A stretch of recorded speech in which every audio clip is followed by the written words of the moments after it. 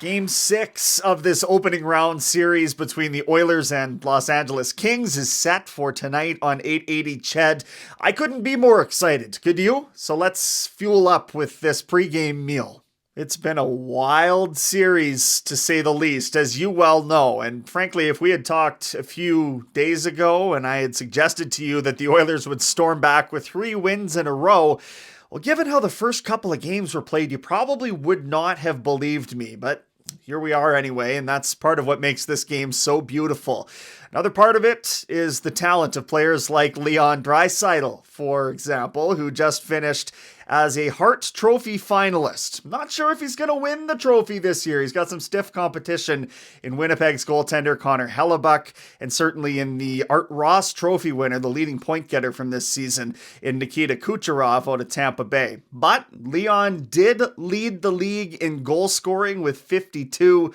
He finished third with 106 points, and he's been dynamite for the Oilers in this playoff series with 10 points already in these first 5 games. So you can't ask for much more than 2 points a game, especially against a team that is allegedly trying to prioritize the defensive side of things. In fact, Leon actually has at least a point in 19 consecutive playoff games against the LA Kings in particular, and there's been a lot of these games over the last several years. But think about that, a point in 19 consecutive games, that is stunning from Leon. And it's not only that, but he also has a point in 7 of the 8 game 6s that he's played in. So you don't want to call it a guarantee, but he's just about as close as it gets when it comes to productivity in a game like tonight, for example. I love what I've seen out of him, and I can't wait to see if he produces even more. And while that production from the top is almost a guarantee, as we suggest, the production from players like Evander Kane, maybe more of a pleasant surprise. He's a point per game player since returning in this series after missing the first game. And it's beyond that to me. He's been impactful in all areas. He's been physical.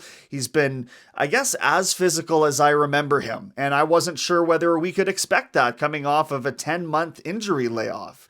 Loved Kane's performance, and there's no doubt in my mind that he's inside the heads of at least a few of the Los Angeles Kings out there. There's nothing more entertaining to me than after the whistle goes, you see Kane with one guy in one hand and one guy in the other. It's awesome. And speaking of awards and awesomeness, Darcy Kuemper, Vezina Trophy finalist, has been playing like that. At least he did in that Game 5, where he did everything that he could to keep Los Angeles in that game.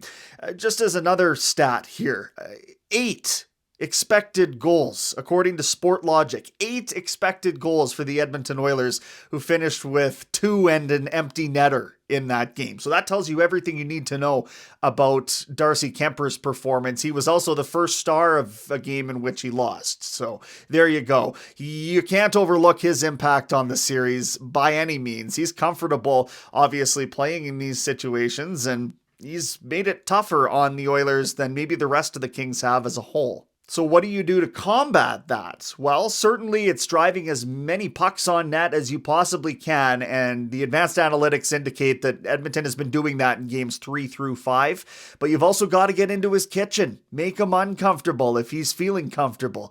You got to get bodies in front of him, and that's maybe generic advice to get any goaltender off of their game, but here you are with a team against the ropes, and you know they're going to be desperate, so you may as well do what you can to create a little havoc, I suppose, in front of their nets. That's what I'd be up to anyway. So there's some food for thought ahead of Game 6, which of course can be heard in its entirety, pre- and post-game coverage all on 880 Ched. It starts with Oilers now at 4. We've got the face-off show at 6. Puck drop just after 8 o'clock. Can't wait.